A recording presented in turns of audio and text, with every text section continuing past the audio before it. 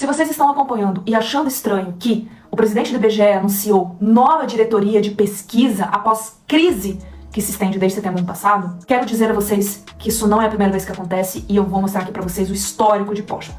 A última notícia é sobre essa crise e a troca de diretores de pesquisa. Primeiro, por que essa troca? Já foram várias notícias sobre essa crise dentro do IBGE em relação a funcionários que acusam o Postman de autoritarismo e já se mobilizaram pedindo a exoneração. E sem contar nos atos do próprio sindicato, pedindo para que ele saia. Agora voltando para o assunto principal, se essa troca aí de diretoria de pesquisas, que é a equipe que faz as pesquisas para divulgar os dados oficiais, como por exemplo a inflação, eu quero dizer que isso já é algo habitual na vida de Postman, porque quando ele foi nomeado, em julho do ano passado, eu fiz um dossiê sobre a vida dele e mostrei que lá em 2009 ele era presidente do IPEA, do Instituto de Pesquisa Econômica Aplicada. E sim, desde quando ele assumiu o IPEA, ele mudou o rumo das pesquisas, né, quando ele assumiu, e ele sofreu críticas duras por aparelhar o órgão, tá?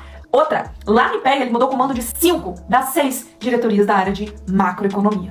Vocês estão entendendo onde eu quero chegar? Tem mais. Nessa mesma época ele simplesmente demitiu 4 economistas do IPEA. Sabem por quê? Porque eles eram críticos do governo Lula e que o Postman chamou de neoliberais. E isso tudo juntando com a mudança de rumo das pesquisas, óbvio que isso foi denunciado. Porque quando o Postman tomou posse naquela época, ele falou que nós temos um estado raquítico. Obviamente porque ele é monetarista e desenvolvimentista, né? Sempre defendeu o fortalecimento da máquina pública. Repito, não sou eu que tô falando. Na época houve várias denúncias de manipulação na divulgação dos dados, porque o IPEA divulga dados econômicos, né? Todas as manchetes afirmaram que ele fez uma gestão intervencionista, provocou demissão de pessoas que não pensavam como ele e fez um concurso dirigido de forma ideológica. E depois de todas essas denúncias, o escândalo todo, ele saiu do IPEA e foi ser feliz lá no Instituto Lula, cheio de conteúdos ideológicos. A questão é que, depois da sua nomeação para o IBGE, ele já começou a mexer novos pauzinhos e em 2023 ele falou que quer mudar a divulgação de estatísticas. Isso já novamente gerou apreensão, porque a galera sabe do histórico dele. Isso porque ele falou que ele adora o modelo chinês, ele elogia o modelo chinês.